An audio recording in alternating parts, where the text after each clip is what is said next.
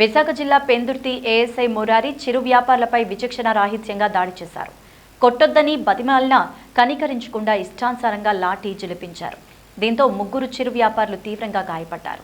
స్థానికులు బాధితులను పెందుర్తి ప్రభుత్వ ఆసుపత్రికి తరలించి చికిత్స అందించారు. దీనిపై పోలీసు ఉన్నతాధికారులకు ఫిర్యాదు చేసిన బాధితులు ఏఎస్ఐ మురారిపై కఠిన చర్యలు తీసుకోవాలంటూ డిమాండ్ చేశారు. టిఫిన్ అమ్ముకున్నాం అని చెప్పి సీరియస్ అయ్యారు. ఇలా తిట్టేసరికి సామాన్లన్నీ తీసి లైట్ ఆపేసి సామాన్లు తీసి స్టవ్ తీసి పక్కన పెట్టాం. వ్యాన్ వెళ్ళిపోయిన తర్వాత లైట్లు ఆపేసి గిన్నెలు దోముకుంటున్నాం. వెనక నుంచి వచ్చి ఇంకా టప్ప కొట్టుకొని వెళ్ళిపోతున్నారు. బయట కూడా మేము షాప్లో ఉన్నాం. షాప్లో ఉంటే కొట్టుకొని వెళ్ళిపోయేటప్పటికి మా ఆవిడ వచ్చి ఎందుకంటే ఇలా కొట్టేస్తున్నారు అని చెప్పి ఇలా అడ్డుకుంటే వీడిని తోస్తారు.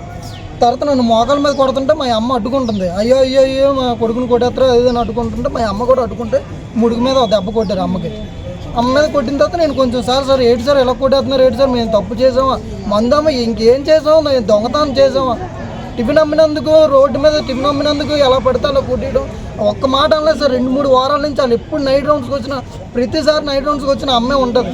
అమ్మని ఎలా పడితే అలా తిడతారు. సూర్రెడ్డి నవీన టిఫిన్ షాప్ అండి మాది. 11 గంటలకల్లా క్లోజ్ చేయాలని వచ్చి చెప్పారు. తర్వాత అరగంట తర్వాత వచ్చారు.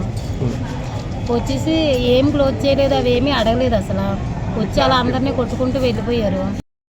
రోజు తప్పించి రోజు డ్యూటీ పడుతుంది ఆయనకి. రోజు తప్పించి రోజు వస్తారు. కట్టండి కట్టలేదేమో అని అంటారు. సరే కట్టేస్తాం సార్ అనేసి అతను ముందలే సిలిండర్ అయి తీసి సామాన్లు అయి సరుకుతారు. సార్లు తిడితే ఇంటికి వెళ్ళి ఈ రోడ్డు మీద కొట్టి అట్టబెట్టి కదా ఆయన తోటి తిట్లు తిన్నానని చాలాసార్లు నా అమ్మ వరకు బాధపడి దేవుడి మూలకి వెళ్ళి ఏడిసి నేను చాలా బాధ పెడతానండి. చాలా బాధ పెట్టాడు.